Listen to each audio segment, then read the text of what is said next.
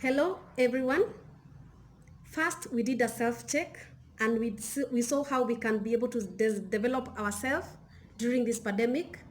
We also saw how our marriages can benefit from this pandemic because we said there is still something good that can come out of this pandemic.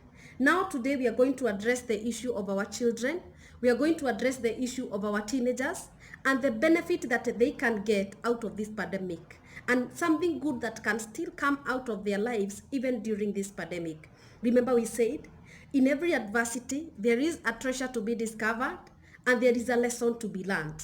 Maybe many of our children will be able to learn many lessons during this time from us as parents.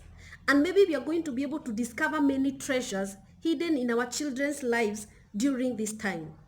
Remember, we said that we have busy schedules and we don't even have time for many important issues and many paramount issues that we are supposed to address in our lives. One of them being our children. How many times have you sat down with your kids and talked to them about their life and about their dreams and about what they're expecting in life? Now we have a stay at home by force for every party. The mom is forced to stay at home, the dad is forced to stay at home, and the children are forced to stay at home. But at the same time, maybe there's something good that is going to come out of one kid or many kids during this time, because we are going to advise them and we are going to take this time as more important in their lives and sit down with them and talk to them. Remember, in the normal days, when we get home, the first question, have you done your homework? If they have not done, we assist them and then they go to sleep. We have busy weekends. When they are closing school, remember, our duties and our job goes on like kawaida.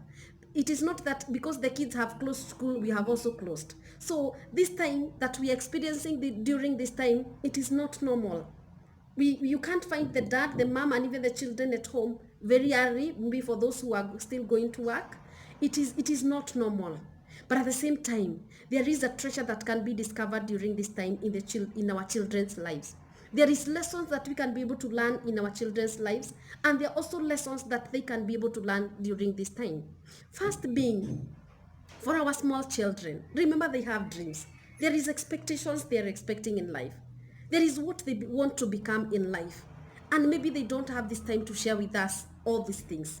Their expectations in life, their dreams, their education, how do they perceive education, how do they perceive all these things that are happening in their lives, and what are they expecting even from us as parents. We don't have this time to share with them these things. Now we have this time, let's take it as important, and we try also to teach them the good morals. We try to teach them even the Bible, the biblical issues. We try also to be their Sunday school teachers. Remember that we are not going to church, and these kids are missing their Sunday school teachers. Let them miss the physical Sunday school teacher, but don't let these kids miss what they get in church on Sundays. So be there to teach them the word of God. Be there to sing with them the Sunday school songs so that they may not miss out on anything because their Sunday school teachers are absent or we are not going to church. So for our small children, parents, and dads and moms, sit down with them, know how they perceive life, teach them good morals, and teach them the Bible too.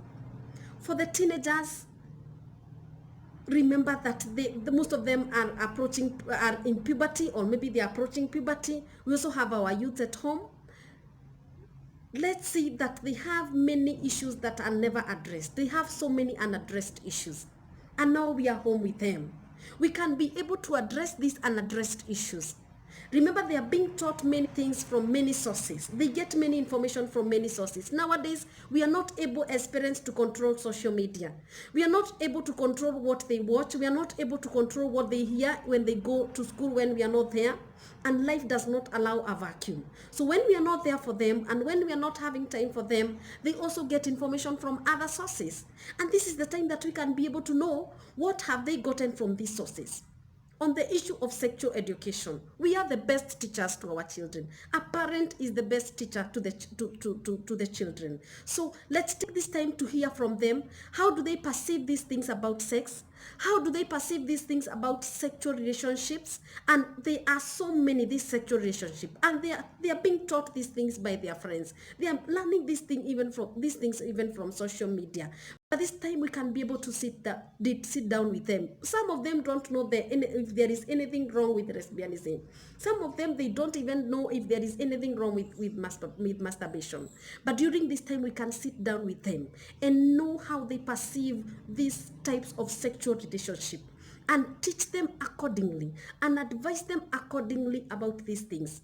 And it is the best thing that we can be able to offer to them during this time, parents.